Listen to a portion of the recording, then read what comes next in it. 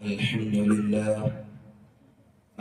لله وكفى وسلام على عباده الذين اصطفى وأصلي وأسلم على نبينا المصطفى وعلى آله وصحبه نجوم الهدى وقادة التقى. أما بعد، فأعوذ بالله من الشيطان الرجيم. بسم الله الرحمن الرحيم. ألف لام ميم ذلك الكتاب لا ريب فيه هدى للمتقين. صدق الله مولانا العظيم. وقال النبي صلى الله عليه وسلم: حامل القرآن حامل راية الإسلام، فمن أكرمه أكرم الله، ومن أهانه فعليه لعنة الله. وقال صلى الله عليه وسلم: يجيء القرآن يوم القيامة شفيعا لأصحابه، أو كما قال صلى الله عليه وسلم.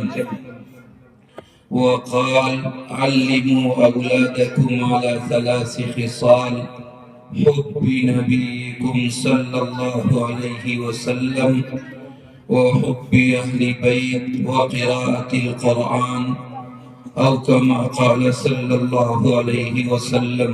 درود شریف پڑھنے. اللهم صل على سيدنا ومولانا محمد وعلى آل سيدنا ومولانا محمد، كما صليت وباركت وترحمت وتعننت على سيدنا إبراهيم إنك حميد مجيد. قابل قدر علماء کرام، بہت ہی معزز سامعین اعظام، اللہ رب العزت والجلال کا اخلاق احسان اور اس کا شکر ہے کہ اس نے ہم سب کو آج ایسی نسبت پر اکٹھا ہونے کی توفیق عطا فرمائی کہ جو نسبت تمام نسبتوں سے ارفع اور اعلیٰ ہے.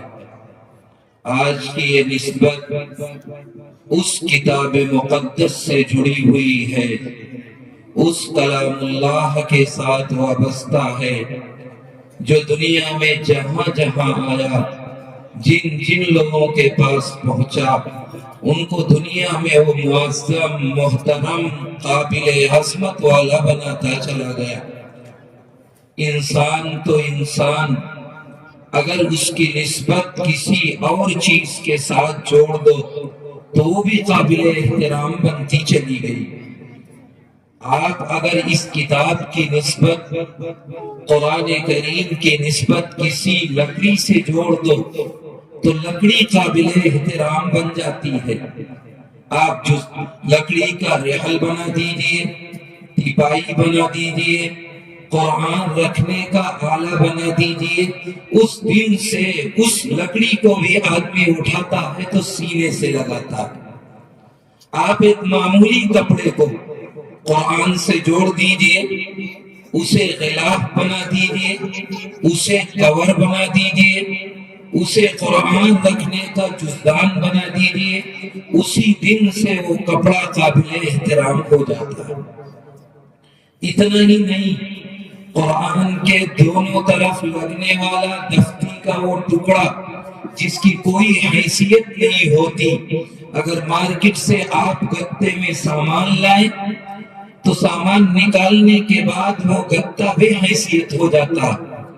راستے میں پڑا ملے تو انسان اس کے اوپر پیر رکھ کے گزر جائے، لیکن وہی دفتی اور اسی دفتی کا ٹکڑا اگر قرآن کے دونوں طرف آپ لگا دیں، قرآن کے ساتھ جوڑ دیں، اس کتاب مقدس کے ساتھ اس کا رشتہ استوار کر دیں، تو اسی دن سے ان علماء مفتیان سے آپ پوچھیں گے تو دفتی کے ٹکڑے کو بھی بے وضو چھونا ناجائز ہو جاتا. یہ وہ کتاب ہے کہ محلے کے بچے کے ساتھ جوڑ دو، ٹاپ 10 اسکول میں پڑھنے والا بچہ جوان ہو جائے، بڑھاپے کی دہلیز پر قدم رکھ دے، لیکن گاؤں میں اسی نام سے جانا جاتا ہے.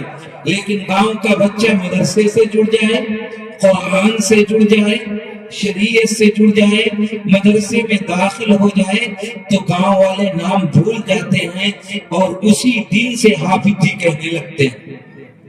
یہ قرآن کی وہ عظمت ہے جس کا کوئی بھی انکار نہیں کر سکتا. مدینے کا پرانا نام یثرب ہے، لیکن قرآن کی پیغام وہاں پہنچا، قرآن کی روشنی یثرب پہنچی، قرآن وہاں آیا تو یثرب مدینہ المنورہ بن گیا. مکہ جو حلائے عرب کا مسکن ہے، دنیا کی کون سی وہ بد تہذیبی ہے جو مکہ میں نہیں پائی جاتی؟ زنا ان میں عام ہے، شراب ان میں عام ہے، بروں کے ساتھ برائی کرنا ان کا کام ہے، 360 خداؤں کی پرستش کرنا ان کا اپنا محبوب مشغلہ ہے. وہ آخری حد انسانیت کے جنازے کو اس وقت نکال دیتا ہے کہ جب وہ لوگ اپنے باپ کے مرنے کے بعد حقیقتاً سامان کی طرح اپنی ماں کو بھی وراثت میں تقسیم کر لیا کرتے ہیں. یہ ان کے گئے گزرے دور کی علامت ہے. پوری دنیا میں حکومتیں قائم ہیں، بڑے بڑے حکومتیں اس زمانے میں بھی ہیں، چاہے رومن امپائر ہو، چاہے پرشین امپائر ہو، چاہے دیگر اس زمانے کی دیگر حکومتیں ہوں. لیکن یہ حجاز، جسے حجاز کہا جاتا ہے، اس خطے پر ان کے انسانیت کے گئے گزرے ہونے کی وجہ سے کوئی بھی حکومت کرنے کے لیے تیار نہیں تھا. ایسے میں جناب رسول اللہ صلی اللہ علیہ وسلم ان کے درمیان تشریف لائے. سیرت کا موضوع نہیں، قرآن کا موضوع ہے، اس لیے وہ لمبا موضوع نہ جا کر کے اپنے اصل موضوع پر ہم آتے ہیں. آپ صلی اللہ علیہ وسلم دنیا میں تشریف لائے، 40 سال بڑی پاکیزہ، بڑی مقدس زندگی گزاری، اور ایسی زندگی کسی کو انگلی رکھنے کی گنجائش نہیں ہے. وہی گیا گزرا سماج، وہی گئے گزرے لوگ آپ کو بھی صادق اور امین کہا کرتے تھے. اس گئے گزرے سماج میں بھی آپ کو امانت دار کا لقب ملا، آپ کو سچا ہونے کا لقب ملا. آپ نے کسی مدرسے میں داخلہ نہیں لیا، کسی کالج میں نہیں پڑھا، کسی یونیورسٹی میں داخل نہیں ہوئے، کوئی تہذیب اور تمدن سکھانے والا، کوئی اکالیف، معلم اور ٹیچر متعین نہیں ہوا. آپ پیدائشی طور پر وہ خوبیاں آپ کے اندر پائی گئی اور ایسی پائی گئی کہ ہر سماج کا آدمی اپنے مسائل اس گئے گزرے دور میں بھی حل کرانے اور سول کرانے کے لیے آپ کے پاس آتا تھا. آپ نے بہت مشہور قصہ سنا ہوگا کہ لوگوں میں کعبۃ اللہ کی تعمیر کے وقت جھگڑا ہو گیا. ہر ایک کی تمنا ہے حجر اسود کو میں دیوار پر لگاؤں. المختصر سب میں نیام سے تلواریں نکل آئیں، حالات ناگفتہ بے ہو گئے، صفیں بن گئی لڑائی کی.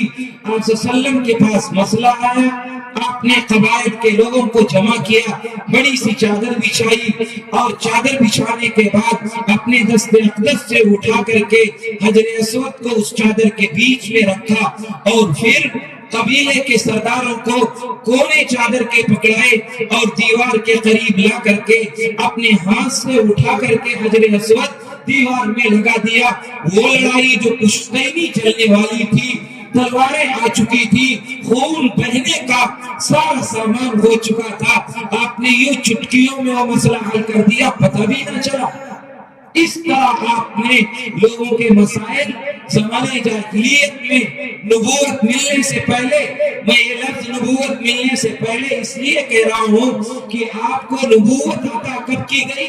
سیدنا آدم علیہ نبینا علیہ السلام کا جب خمیر تیار نہیں تھا، اسے 1000 سال پہلے حضرت آدم کی مٹی نہیں تیار تھی، اسے 1000 سال پہلے اللہ رب العزت والجلال نے عرش پر سورہ یاسین کی تلاوت فرمائی اور کہا یاسین والقرآن الحکیم انک لمن المرسلین، آپ رسول ہیں یہ نبی کریم علیہ السلام کے بارے میں اللہ نے سیدنا آدم کے 1000 سال پہلے یہ تلاوت فرما کر کے کہا تھا، گویا یہ بتا دیا نبوت سب سے پہلے عطا کی گئی، نبوت سب سے پہلے آپ کو سرفراز کیا گیا، اظہار بعد میں کیا گیا، بھیجا بعد میں گیا۔ گویا آپ نے 40 سالہ زندگی گزاری اور پھر ایک دن آپ غار حرا میں تشریف لے گئے، جیسے معمول کے مطابق آپ جایا کرتے تھے۔ جبریل امین آ گئے، سلام کیا، قریب آئے، سینے سے لگایا اور فرمایا اقرأ، پڑھیے۔ آپ نے سادہ سا جواب دیا، ما انا بقاری، میں تو پڑھا ہوا نہیں ہوں۔ پھر دوبارہ سینے سے لگایا، ذرا زور سے دبایا اور پھر فرمایا اقرأ، پڑھیے۔ آپ نے فرمایا ما انا بقاری، میں تو پڑھا ہوا نہیں ہوں۔ تیسری مرتبہ سینے سے لگایا اور زور سے دبایا۔ اللہ کے نبی خود فرماتے ہیں ایسا محسوس ہو رہا تھا جب جبریل امین نے مجھے دبایا تو میری پسلیاں ایک دوسرے میں گھس جائیں، یہ کیفیت تھی۔ اور زور سے دبا کر کے جبریل امین نے کہا اقرأ بسم ربک الذی خلق، خلق الانسان من علق، اقرأ وربک الاکرم الذي علم بالقلم علم الانسان ما لم يعلم۔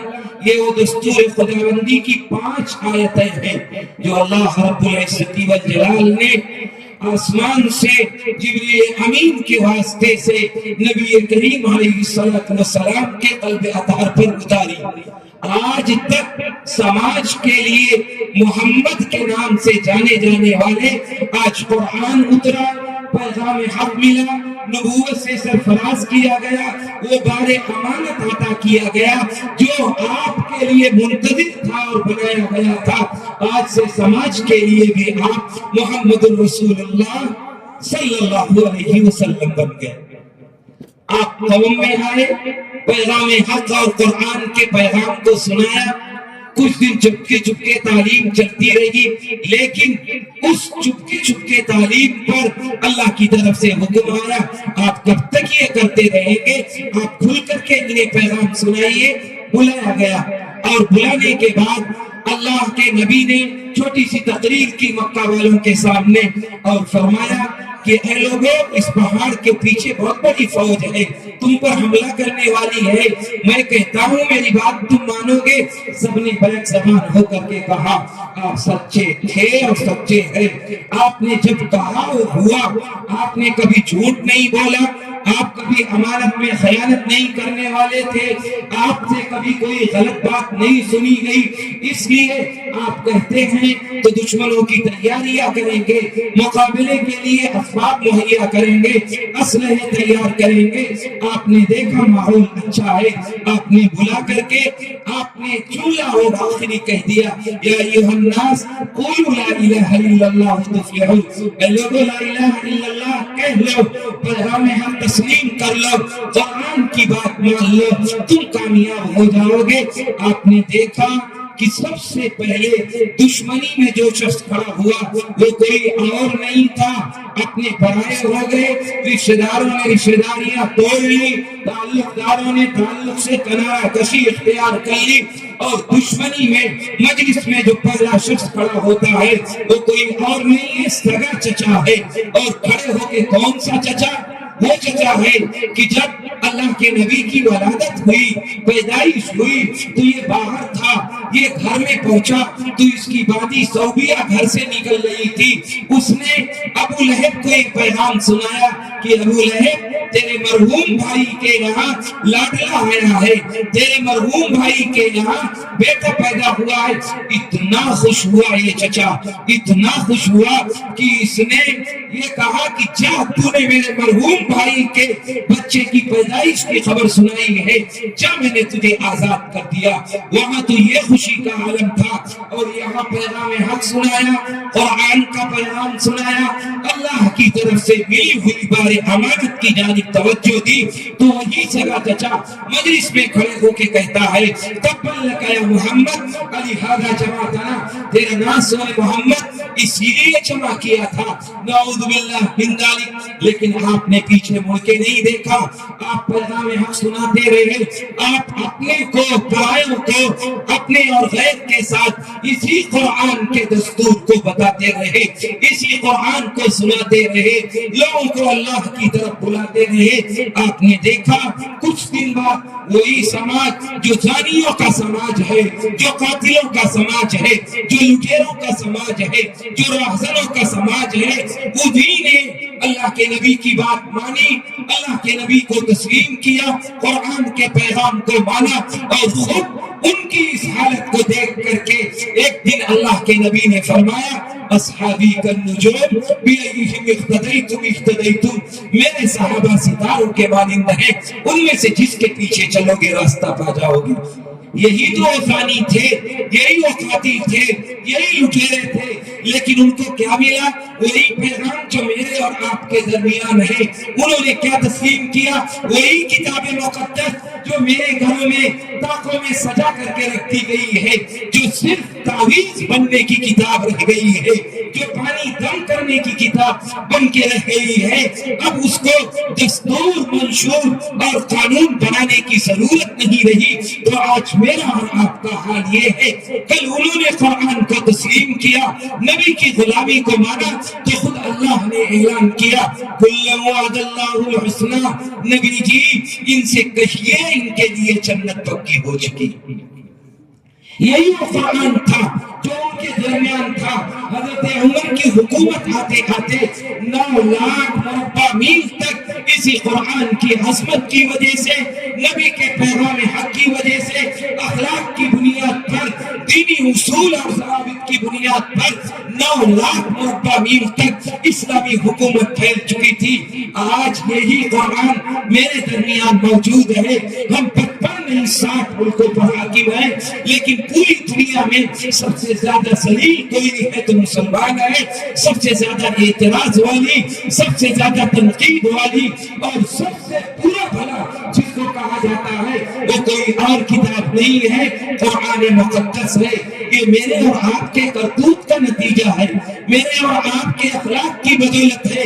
آج لوگ اسلام کو نہیں دیکھتے ہیں، پڑھنے کی کوشش نہیں کرتے ہیں، قرآن نہیں دیکھتے ہیں، وہ مسلمان کو دیکھتا ہے اور دیکھ کر کے یہ تصور کرتا ہے جس کا یہ بد کردار ہو، یہ بد اخلاق ہے تو اس کا اسلام بھی بد اخلاق ہوگا، جب یہ جھوٹا ہے تو اسلام بھی جھوٹ کی تعلیم دیتا ہوگا، جب یہ بدچلن ہے، اس کے بچے بدچلن ہے تو اسلام اور قرآن بھی بدچلنی کی دعوت دیتا ہوگا۔ اسلام کو نہیں پڑھتا، مسلمان کو پڑھتا ہے۔ اللہ کے نبی کو دیکھا لوگوں نے، صحابہ کو دیکھا، صحابہ کے ساتھ چلنے والوں کو دیکھا، آپ کی اقتدا کرنے والوں کو دیکھا، دونوں نے اسلام قبول کیا۔ وہ تہذیب و تمدن کے جو لٹیرے تھے ان میں اسلام آیا تو ساری دنیا کی تہذیب و تمدن کے امام بن گئے، راہبر بن گئے، اور وہی حال آج دنیا میں ہمارے اور آپ کے اس قرآن کے رشتے سے ناگواری کے اظہار کی وجہ سے ہے۔ اتنا بڑا مجمع بیٹھا ہوا ہے، اگر میں آپ سے کہوں ان علماء کو نکال دیجئے، ان حفاظ کو نکال دیجئے، اس میں سے 10 آدمی کھڑے ہو کر کے یہ کہہ سکتا ہے کہ قرآن مقدس کی 114 سورتیں نہیں، 114 سورتوں کی بات نہیں کر رہا ہوں، 10 سورتیں کھڑے ہو کر کے مجمع سے اتنے بڑے 10 آدمی یہ کہہ سکتے ہیں کہ اگر ایمان نہ ہوگا تو میں نماز پڑھا لوں گا، تلفظ کے ساتھ، الفاظ کی رعایت کے ساتھ، گنہ اور مدہ اور اخفا کے ساتھ۔ اتنے بڑے مجمع میں قرآن پڑھنے والے 10 آدمی مل سکتے ہیں؟ شاید نہ ملے۔ یہ میرا قرآن کے ساتھ رشتہ ہے، یہ میرا قرآن کے ساتھ تعلق ہے۔ وہ کتاب جو دستور بن کے آئی تھی، جو قانون بن کے آئی تھی، جس کے الفاظ پڑھنے کی رکھی گئی تھی، جس کے معانی پر چل کر کے دنیا نے حکومتوں پر سلام کروایا، اور وہ قرآن جس کی حالت یہ تھی کہ اس کے ماننے والوں کا حال یہ تھا کہ ان کی آواز جب تک قرآن سے ملی ہوئی تھی، جب تک میری آواز قرآن کی آواز سے ملتی نکلتی تھی تب تک میری آواز میں اتنا دم تھا کہ مجاہد دریا کے کنارے کھڑا ہوتا ہے اور کہتا ہے اے دریا میرا پیالہ تجھ میں گر گیا ہے، یقیناً میرا پیالہ حقیر شے ہے، اس کی کوئی حیثیت نہیں ہے، لیکن یہ مجاہد کا پیالہ ہے، یہ قرآن والے کا پیالہ ہے، یہ نبی کے غلام کا پیالہ ہے، اے دریا تو میرا پیالہ واپس کر دے۔ تاریخ گواہ ہے کہ ایک موج آتی ہے اور مجاہد کے پیالے کو باہر چھوڑ کے چلی جاتی ہے، وہی آواز ہے جو حضرت عمر نے دریائے نیل کو اتنی بڑی پرچی لکھ کر کے یہ پیغام دیا تھا کہ اے دریا اگر تو اللہ کے نام سے جاری تھا تو عمر بن خطاب یہ کہتا ہے جو محمد کا غلام ہے، اے دریا اگر تو اللہ کے نام سے چلتا تھا تو یہ کان کھول کر کے سن لے کہ تو آج سے جاری ہو جائے، میں محمد کا غلام پرچی بھیج رہا ہوں، اور اگر تو اپنی مرضی سے چلتا تھا، تیرے اندر پانی اپنی مرضی سے آتا تھا تو سن لے تجھے کبھی جاری ہونے کی ضرورت نہیں ہے۔ وہ چھوٹی سی پرچی جو حضرت عمر نے قرآن کے نام پر دی تھی اس سے دریائے نیل جاری ہوا ہے جو آج تک کبھی اس کا پانی نہیں سوکھا، وہی آواز تھی آج کتنی ہے یہ میری آواز کل تک دریا سن لیتا تھا، پہاڑ سن لیتا تھا، لوگ سن لیتے تھے، بے جان چیزیں سن لیتی تھی، دریا کے کنارے عقبہ ابن عامر نے کھڑے ہو کر کے کہا تھا جنگل میں اے جنگل مجھے اس کی ضرورت ہے، میں اللہ کے نبی کے سپاہی آئے ہیں، آج تم جنگل خالی کر دو۔ تاریخ کہتی ہے کہ شیر چیتا اور ہاتھی ایسے دریا جان سے جنگل سے نکل رہے تھے جیسے انہیں سانپ سونپ گیا ہو، یہ آواز کل تک اتنی دمدار تھی، آج بھائی کو بھائی بلاتا ہے نہیں سنتا، پڑوسی کو بلاتا ہے نہیں سنتا، خاندان والوں کو بلاتا ہے نہیں سنتا، کیوں؟ اس لیے بے دم ہو گئی کہ نبی کی غلامی چھوڑ دی، قرآن کا تعلق چھوڑ دیا، قرآن سے رشتے کمزور ہو گئے، اور اب صورتحال یہ ہے کہ طرح طرح کے قانون میرے خلاف بن رہے ہیں، کل تک ہم لوگوں کو قانون بتاتے تھے، آج میرے خلاف قوانین بنائے جا رہے ہیں۔ میرے عزیزوں اللہ نے خود فرمایا، اللہ کے نبی نے خود فرمایا کہ اذا عصمت امتی الدنیا نصرت میرا حیبت الاسلام واذا ترکت الامر بالمعروف والنهی عن المنکر حرمت برکت الوحی واذا تساقط امتی سقطت فی عین اللہ۔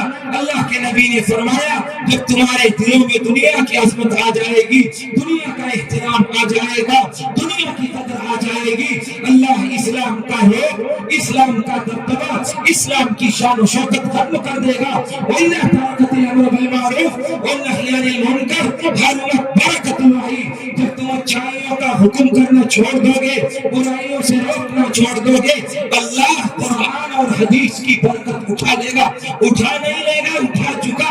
وَإِذَا تَسَاقَطْ أُمَّتِي سَقَطَتْ فِي عَيْنِ اللَّهِ۔ جب تم آپس میں گالم گلوچ کرو گے، ایک دوسرے کو برا بھلا کرو گے، وعدہ خلافی کرو گے، ایک دوسرے پہ لعن طعن کرو گے، سنتوں کا مذاق اڑاؤ گے، قرآن سے رشتہ توڑ لو گے، یہ امت جو اللہ کے نبی کی محبوب امت ہے اللہ کی نگاہوں میں گر جائے گی۔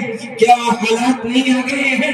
دنیا میرے دلوں میں آئی، اللہ نے اسلام کی عظمت کو ختم کر دیا، آج اچھائی اور برائی کی تمیز مٹ گئی، لوگوں سے اچھائی کے لیے کہتے تو کیا کہتا ہے کہ آج خوشی کا موقع ہے، آج شادی بیاہ کا موقع ہے، اسی میں سنت کو لا کے داخل کر دیا، اسی میں سنتوں کو کالا کیا، آج خوشی کا۔ اور جو بڑا دیندار کہلاتا ہے، جو اپنے کو شریعت سے وابستہ کہلاتا ہے، وہ کیا کہتا ہے؟ وہ کہتا ہے کہ گھر والے نہیں مانتے، بیٹا جوان ہو گیا نہیں مانتا، بہویں نہیں مانتی، گھر کی مستورات نہیں مانتی، جس پہ اور لعنت ہے اس زندگی پر جو اللہ کے رسول کو ناراض کر کے، اللہ کے رسول کی دشمنی میل کر کے سماج کو خوش کرنے میں لگا ہے، تہذیب دوسروں کی اپنا رہا ہے، دوسروں کے طریقے اپنا رہا ہے، اسے اس کی ضرورت نہیں ہے۔ اللہ کے نبی نے فرمایا کیف بکم اذا فسق فتیانکم وطغى نساؤکم، اے لوگو تمہارا کیا حال ہوگا جب تمہارے نوجوان سرکش ہو جائیں گے، جب تمہاری عورتیں بے راہ رو ہو جائیں گی۔ قالوا یا رسول اللہ ان ذلک لکائن، اے اللہ کے رسول یہ بھی ہوگا؟ اللہ کا نبی فرماتا ہے نعم و نشد، اس سے زیادہ سخت حالات آئیں گے۔ کیف بکم اذا لم تأمروا بالمعروف وتنہوا عن المنکر، کیا حال ہوگا تمہارا جب تم अच्छाइयों का करना छोड़ दोगे, बुराइयों से रोकना छोड़ दोगे। क़ालू या रसूल अल्लाह इन्न ज़ालिका लकाइनुन, अल्लाह के रसूल ये भी होगा? अल्लाह के रसूल ने फरमाया ना माशर, इससे ज्यादा सख्त हालात आएंगे। फिर अल्लाह के नबी ने फरमाया कैफ़ बिकुम इज़ा रायतुमुल मारूफ़ मुनकरन वल मुनकर मारूफन, ऐ मुसलमानों तुम्हारा क्या हाल होगा जब तुम्हारे समाज में अच्छाई को बुराई समझा जाने लगेगा और बुराई को अच्छाई समझा जाने लगेगा। आज समाज को नजर डाल के देख लीजिए कि बुराई को अच्छाई नहीं तस्वुर किया जाता, आज अच्छाई को बुराई नहीं समझा जा रहा। इसलिए अपने आप को बदलने की फिक्र करो। हालात दिन ब दिन बिगड़ते जा रहे हैं, दिन ब दिन कैफियत बदलती जा रही है। कहीं यही बगदाद का हाल तुम्हारे साथ ना हो जाए, रूस का हाल तुम्हारे साथ। 100 साल रूस में कम्युनिस्टों की हुकूमत रही है। वो रूस जहां इमाम बुखारी पैदा हुए, बुखारी शरीफ लिखी गई, वो रूस जहां इमाम तिरमिज़ी पैदा हुए, तिरमिज़ी शरीफ लिखी गई, वो रूस जहां अल्लामा बिरगिनानी पैदा हुए, हिदायत जैसी मसाइल की मोतबर किताब लिखी गई। लेकिन कौम ने जब कुरान पढ़ना छोड़ दिया, शरीयत पर चलना छोड़ दिया, अल्लाह ने कम्युनिस्टों को मुसल्लत किया और 100 साल ऐसे गुजरे हैं। कुरान पढ़ना तो दूर की बात है, कुरान देखना मुसलमान को नसीब नहीं हुआ। आप क्या जानते हैं, हर आदमी दूसरे पे उंगली उठाने के लिए मजबूर है कि ये बुरा है, ये बुरा है, ये बुरा है। मेरे समाज पे नजर डालो, मदारिस में आने वाले बच्चों की तादाद 1% 2% है। ये कुरान पढ़ते हैं, ये आलिम बनते हैं, ये मुफ्ती बनते हैं, और इसमें जो आलिम मुफ्ती हाफिज कारी बनते हैं वो 1% है या 1.25% है। 99% मुसलमान का बच्चा, मुसलमानों का नौजवान कुरान और कुरान से दूर है। जिस कौम की किताब हिदायत, जिस कौम की आइडियल की किताब, जिस कौम की उसमें की किताब 99% मुसलमान न पढ़ा हुआ हो, कौन कामयाबी की जमानत लेगा? जरा बताइए, कौन कहेगा कि तुम कामयाब हो जाओगे? कौन कहेगा तुम बड़े कामयाब बन जाओगे?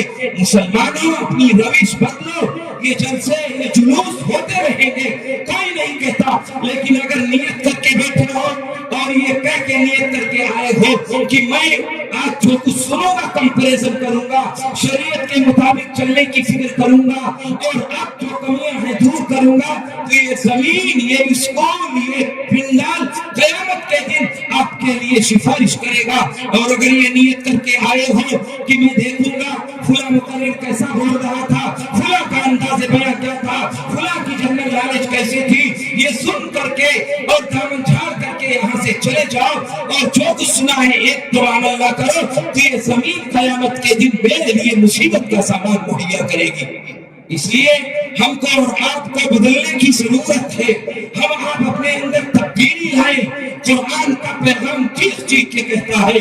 अल्लाह के नबी ने फरमाया था, अल्लिमू औलादकुम अला सलासिल खिसाल, ऐ लोगों अपनी औलाद को 3 खसलतें सिखाओ। जब औलाद पैदा हो तो उसको 3 आदतें बताओ। नंबर 1, हुब्बी नबीकुम सल्लल्लाहु अलैहि वसल्लम, पैदा होने वाली औलाद के दिल में अल्लाह के नबी की मोहब्बत डालो। क्या हम आप अपनी औलाद की मोहब्बत दिल में डालते हैं?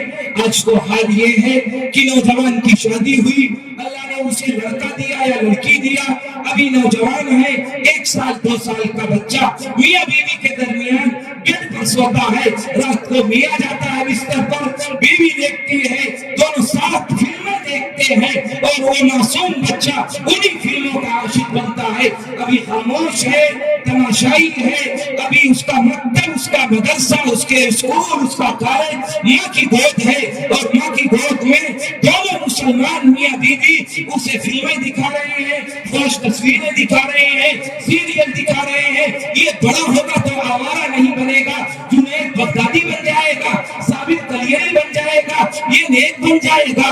जब तुमने उसे आवारा बनाया है, जब तुमने उसे फहशकारी सिखाई है, अब वो बड़ा होगा तो खाना खाएगा तो मोबाइल के साथ, गलत कार्टून के साथ, गलत तरीके के साथ। और ये बच्चे इसी तरह बड़े होंगे के जब आपने न कोई आइडियल दिया, न कोई रहनुमाई की, बड़े हुए उनके दिल में अल्लाह के नबी की मोहब्बत नहीं डाली। अब ये जब बड़े होंगे تو یہ خود خودرا درخت کی طرح ہے، خود بڑے ہیں. اب یہ بڑے ہو کر کے اپنا آئیڈیل کسی کرکٹر کو، کسی ایکٹر کو، کسی آوارہ کو، کسی منافق کو بنا لیں گے، اور جب بڑے ہوں گے تو انہی کی طرح پھٹی پینٹ پہنیں گے، انہی کی طرح ہیئر کٹنگ اپنائیں گے، انہی کی طرح چال چلیں گے، انہی کی سیرت کو اپنائیں گے، انہی کے طور طریقے اپنائیں گے، انہی کے راستے پر چلنے کی کوشش کریں گے، کیونکہ تم نے انہیں آئیڈیل دیا ہی نہیں. یہ والدین جنہوں نے ان کی تربیت نہیں کی، قیامت کے دن یہ اولاد کھڑی ہوگی اپنے باپ کو لے کر کے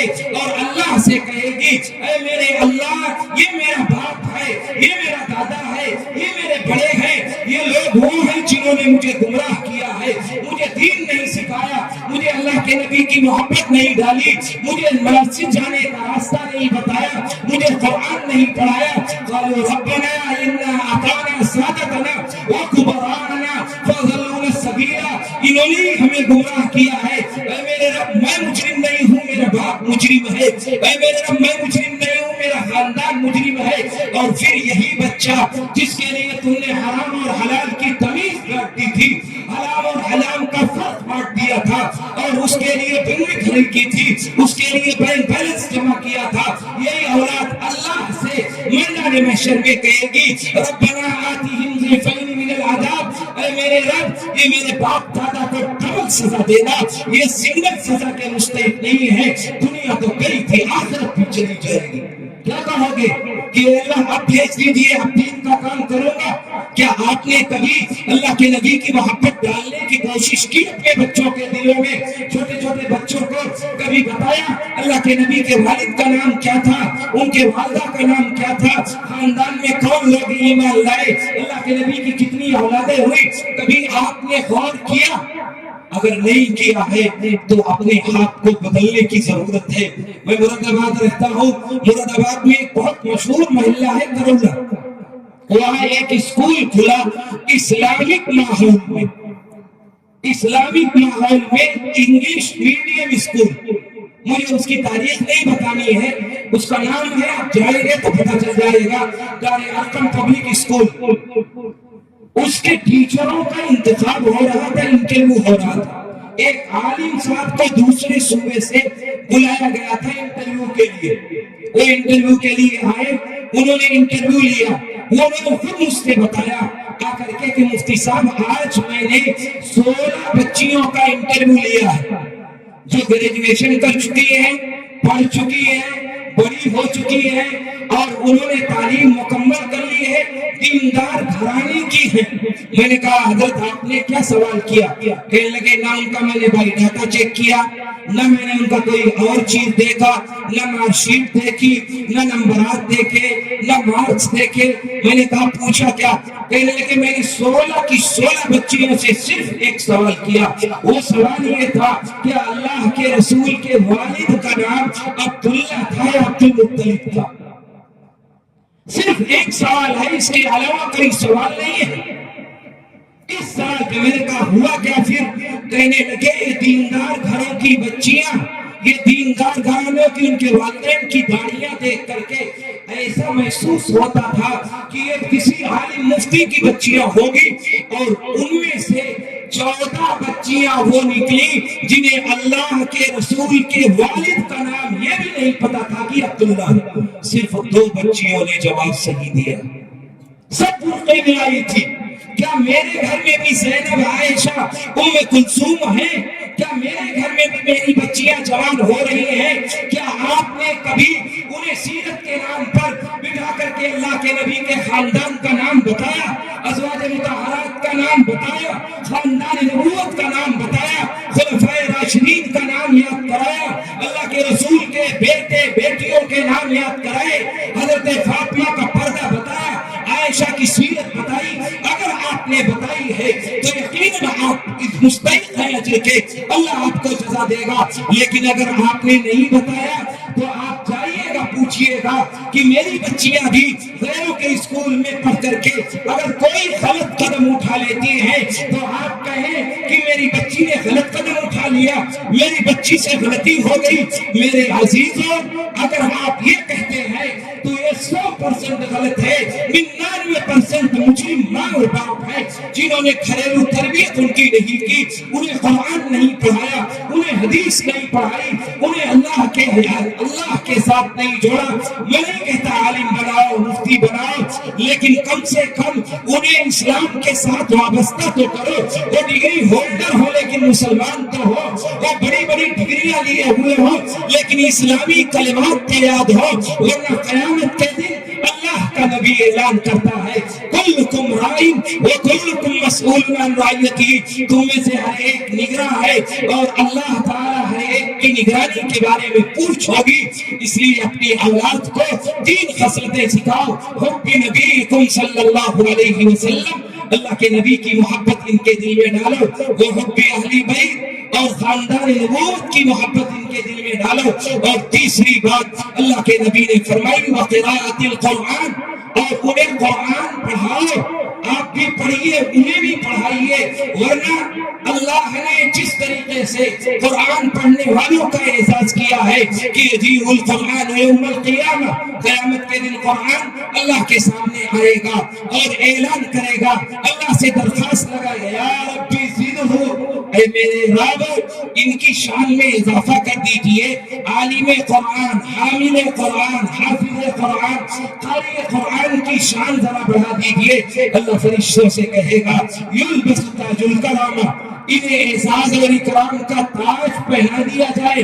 تاج پہنا دیا گیا, پھر قرآن کھڑا ہوگا یا ربی زدہ, اے میرے رب آپ نے تاج پہنا دیا اور ذرا پروٹوکول بڑھا دیجئے اور احساس کر دیجئے. پھر اللہ کہے گا یلبس لباس الکرامہ, ان حفاظ کے, ان قراء کے, ان علماء کے, ان حاملین قرآن کے لیے اعزاز اور اکرام کا لباس پہنا دیا جائے, پوشاک پہنا دی جائے, انہیں اعزاز کے ساتھ زیب تن کپڑا کر دیا جائے. اس پر بھی قرآن بس نہیں ہوگا, لباس بھی پہنا دیا گیا, تاج بھی پہنا دیا گیا. اب اللہ سے قرآن درخواست لگائے گا یا ربی ارضا, اے میرے رب تاج پہنا دیا, اے میرے رب آپ نے لباس پہنا دیا.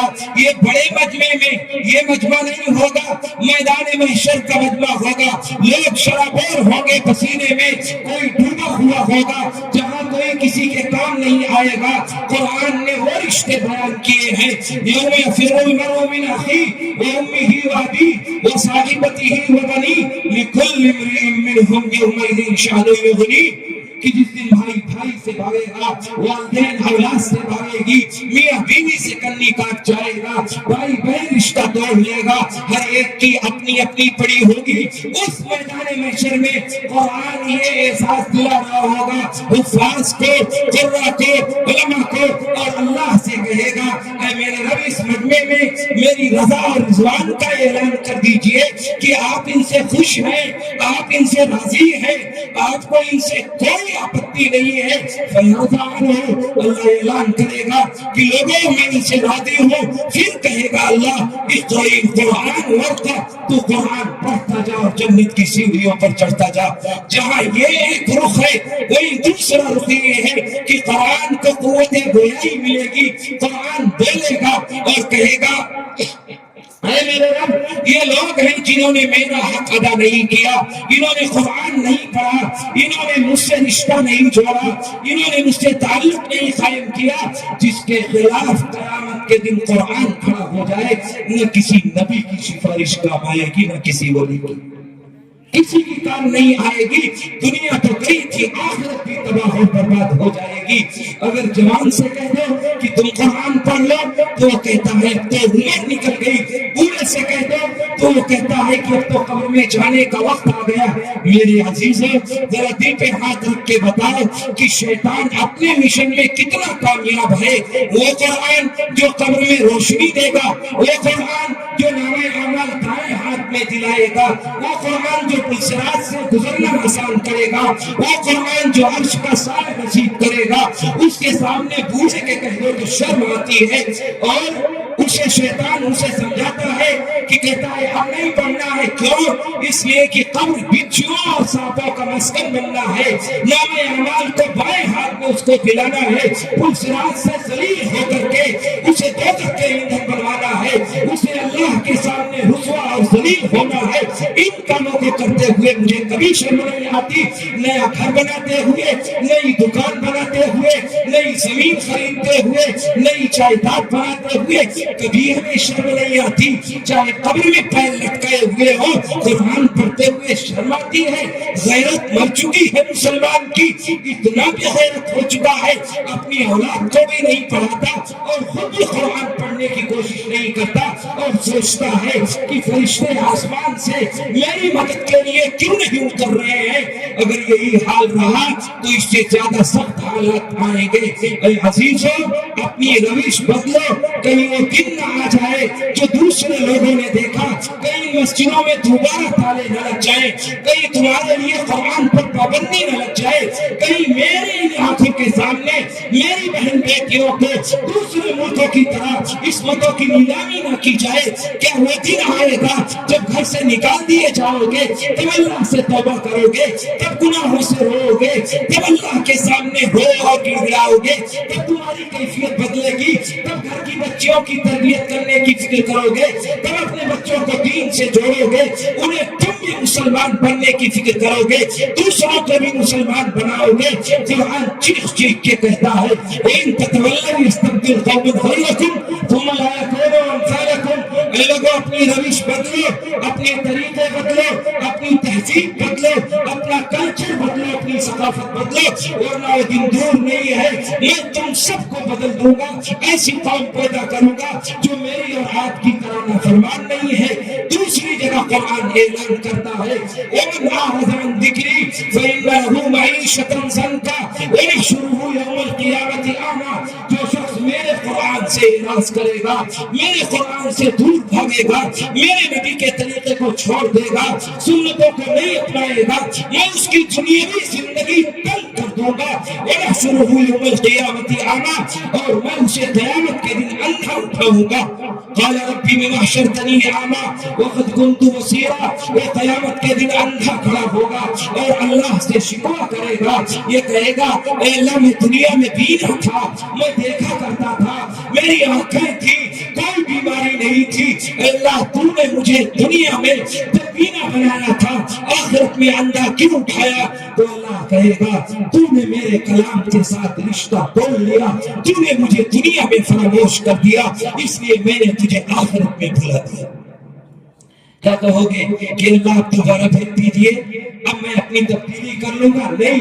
وَمَن يَبْتَغِ غَيْرَ الْإِسْلَامِ دِينًا فَلَن يُقْبَلَ مِنْهُ. جو شخص اسلام کے علاوہ مذہب تلاش کرے گا، اسلام کے علاوہ آئیڈیل بنائے گا، اسلام کے علاوہ رسوا بنائے گا، فَلَن يُقْبَلَ مِنْهُ، اللہ کے یہاں قابل قبول نہیں ہے. تیسری آیت میں قرآن اعلان کرتا ہے یا ایھا الذین آمنوا ادخلوا فی السلم کافہ. اے مسلمانوں، پورے اسلام میں داخل ہو جاؤ. اسلام آدھا تیتر آدھا بٹیر نہیں چاہتا. تمہاری عبادتوں کو اللہ کی بالکل ضرورت نہیں ہے. یہ معتبر علماء ہے، میرے جانے کے بعد ان سے پوچھنا کہ اللہ نے مسلمانوں کی کئی حفاظت کی ذمہ داری نہیں لی. کہیں بھی یہ نہیں کہا ہے کہ مسلمانوں کی میں حفاظت کروں گا. جب تک تم قرآن کے محافظ رہو گے، اللہ تمہاری حفاظت کرتا رہے گا. اِنَّا نَحْنُ نَزَّلْنَا الذِّكْرَ وَإِنَّا لَهُ لَحَافِظُونَ. ہم نے قرآن اتارا ہے، ہم قرآن کے محافظ ہیں. تم قرآن پر عمل کرو گے، اللہ تمہاری حفاظت کرے گا. تم نہیں کرو گے، اللہ دوسری قوم پیدا کرے گا اور قیامت تک اپنے ایمان کی، اپنے اسلام کی، اپنے قرآن کی حفاظت خود کرا لے گا. تمہارا وہ محتاج نہیں ہے. اس لیے اللہ نے ڈرانے کے لیے کہا تھا فمن شاء فلیؤمن ومن شاء فلیکفر. جو چاہے ایمان لائے، جو چاہے کفر کرے. انا اعتدنا للظالمین نارا. ہم نے آگ تیار کر رکھی ہے. کر یہ دنیا میں جو کرتا ہے، آنکھ بند ہوگی، ہمیشہ ہمیش کی زندگی جہاں جینا ہے، وہاں رسوائی تیرا مقدر بنے گی. تو نہیں سمجھ بچتا ہے. اس لیے اللہ کے نبی نے فرمایا علموا اولادکم علی ثلاث خصال، اے لوگوں اپنی اولاد کو 3 خصلتیں سکھلاؤ. نمبر 1 حب نبیکم، اللہ کے نبی کی محبت ان کے دل میں ڈالو. نمبر 2 حب علی بھائی اور خاندان نبوت کی محبت ڈالو. نمبر 3 وہ قراءت القرآن، انہیں قرآن پڑھانے کی فکر کرو. اگر نہیں کرتے ہو الم یعن للذین آمنوا ان تخشع قلوبهم لذکر اللہ، کیا ابھی اللہ سے ڈرنے کا وقت نہیں آیا؟ جب گھروں میں تالے لگ جائیں گے تب اللہ سے ڈرو گے، جب آنکھیں دیکھنا بند کر دیں گی تب اللہ سے ڈرو گے، جب پیر میں لغزش آ جائے گی تب اللہ سے ڈرو گے، جب ہاتھ میں راشا آ جائے گا تب اللہ سے ڈرو گے، جب قبر میں لٹا دیے جاؤ گے کفنا اور دفنا کر کے تب اللہ سے ڈرو گے، جب مسجدوں سے تیرے اور میرے نام کا اعلان ہو جائے گا تب اللہ سے ڈرو گے. نہیں علم یعن للذین آمنوا ان تخشع قلوبهم لذکر اللہ. فضیل ابن عیاض کتنے بڑے ڈکیت ہیں، بتا کر کے لوٹا کرتے تھے. کوئی عورت گھر میں تلاوت کر رہی تھی، لوٹنے کے لیے دوسرے گھر پہ چھلانگ لگا رہے تھے. یہ آیت پڑھی عورت سے قدم رک گئے اور اتنے بڑے محدث اور بزرگ بنے کہ تاریخ ان کی مثال بزرگوں کی دیتی ہے. وہ قرآن کل تھا آج بھی ہے، وہ بدلا نہیں ہے، اس کے اندر تبدیلی نہیں آئی ہے، اس کے اندر کسی قسم کا تنبہ نہیں ہوا ہے. قرآن دستور تھا، قانون تھا، قرآن لا تھا، کل بھی تھا اور آج بھی ہے، قیامت تک باقی رہے گا. ذالک الکتاب لا ریب فیہ، یہ وہ کتاب ہے جس میں تردد نہیں ہے، جس میں شک نہیں ہے، جس میں کوئی کھٹوتی نہیں ہے. ہدن، یہ ہدایت ہے، رہنمائی ہے، رول ماڈل ہے، راستہ دکھانے والا ہے. ہدن للمتقین، کس کے لیے؟ راستہ تلاش کرنے والے کے لیے، راستے کی جستجو کرنے والے کے لیے، اللہ کا خوف کھانے والے کے لیے، تقوی اختیار کرنے والے کے لیے. تم بھی راستہ قرآن سے تلاش کرو گے تو اللہ تمہیں بھی قرآن کا راستہ نکال دے گا، تمہیں بھی کامیاب کر دے گا. لیکن اس سے پہلے کہ میری آنکھیں بند ہو، آفتیں آسمان سے آ جائے، مصیبتیں چاروں طرف سے گھیر لے، اس سے پہلے اپنے ہاتھ کو بدلنے کی ضرورت ہے. اس کان سے سن کر کے، اس کان سے ابھی برما میں 80 کے زمانے میں لوگوں نے نکال دیا جب جمہوریت تھی. ایسی سزا مسلمانوں کو ملی ہے کہ اگر میں بیان کروں تو کوئی مائی کا لال نہیں ہے جس کی آنکھوں میں آنسو نہ آ جائے. وہ بھی سمجھتے تھے کہ چل رہی ہے دنیا، چلتی رہے گی، حالات یوں ہی بدلتے رہیں گے، اللہ سے رجوع کی ضرورت نہیں ہے، قرآن سے جڑنے کی ضرورت نہیں ہے، نبی کی غلامی کی ضرورت نہیں ہے، مجھے صرف پیسوں کی ضرورت ہے. نہیں، اللہ کے نبی نے فرمایا اکثروا من تلاوت القرآن فی بیوتکم، اے لوگوں اپنے گھروں میں تلاوت کو کثرت سے کیا کرو. فإن البیت الذی لا یقرأ فیہ القرآن، جس گھر میں قرآن نہیں پڑھا جاتا ہے اللہ اس گھر میں 3 نحوستیں داخل کرتے ہیں. یقل خیر ہو، جس گھر میں قرآن نہیں پڑھا جاتا ہے اس گھر میں خیر و برکت دن بدن کم ہوتی رہتی ہے. وَيَكْثُرُ شَرُّهُ، دوسری آفت اور بلا اس گھر میں آتی ہے کہ آفتیں، بلائیں، مصیبتیں اس گھر میں دن بدن بڑھتی رہتی ہے. اس گھر والے تنگیوں کا شکار ہوتے ہیں. محدثین نے لکھا ہے تنگیوں کا مطلب یہ ہے، تنگیوں کے معنی یہ ہے کہ بھائی کی بھائی سے لڑائی، باپ کی بیٹے سے لڑائی، ساس کی بہو سے لڑائی. اللہ نے مال دیا ہے، دولت دیا ہے، ذمہ داری دی ہے، کاریں دی ہے، بنگلہ دیا ہے، لیکن اپنے گھر میں ٹائم پاس کرنے کے لیے وہ دوبر ہو جاتا ہے، پڑوسی کی بیٹھک میں ٹائم پاس کرتا ہے. یہ ہے تنگیوں کا شکار. اس لیے جس گھر میں قرآن نہیں پڑھا جاتا یہ 3 نحوستیں آتی ہیں. نمبر 1 خیر و برکت کم ہوتی ہے. نمبر 2 آفتیں، بلائیں، مصیبتیں بڑھتی ہیں. اس گھر والے تنگیوں کا شکار ہوتے ہیں. میرے عزیزوں، یہ قرآن کل بھی راہبر تھا، آج بھی راہبر ہے. یہ قرآن کل بھی گائیڈ لائن دیتا تھا، آج بھی دیتا ہے. شرط یہ ہے کہ ایک پتھر کی بھی تقدیر بدل سکتی ہے، شرط یہ ہے کہ قرینے سے تراشا جائے. لوگوں اپنے آپ کو بدلو. یہ جلسے جلوس ہوتے رہیں گے، آپ بدلنے کی فکر کریں گے تو جو اللہ عرب بدل کر کے صحابہ بن گئے تم بھی بدل جاؤ گے تو اللہ تاریخ بدلنے پر قادر ہے. یہ سوچو کہ نور ہدایت کا پرچم جناب محمد نے کیسے اڑایا، یہ سوچو کہ تختوں کو کیسے اٹھایا، یہ سوچو کہ گردوں کو کیسے سنبھالا، یہ سوچو کہ کیا چیز تھی جس کے بل پر اکیلے خدا کے پیغمبر نے اٹھ کر الٹتی تھی ایوان روما کی مسلط، پلٹتی تھی صحرا نشینوں کی کایا، وہ چرائے سراپا ہمت مجسم اور راتوں کا عابد و دن کا سپاہی، وہ جس نے سیاست کی زلفیں سواری، وہ جس نے فقیری میں کی بادشاہی، اگر اس سے کچھ بھی عقیدت ہے تم کو تو اپنا وطینہ بدلنا پڑے گا، زمانے نفاق و عمل سے گزر کر صداقت کے سانچے میں ڈھلنا پڑے گا۔